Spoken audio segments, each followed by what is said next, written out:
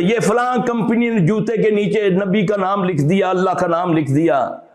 तुम नबी सल्लल्लाहु अलैहि वसल्लम के जूता बनाकर उसके नीचे लिखते हो, कलमा नहीं लिखते। इससे ज्यादा नबी की क्या तौहीन होगी। उनको क्या कहते हो? नालाए मुबारक नहीं निकला, जूता है ना नबी का, नालाए कहते हैं ना। उसके क्या क्या अंदर लिखा हुआ है? तो अपने बाप का नाम लिखना उसके अंदर।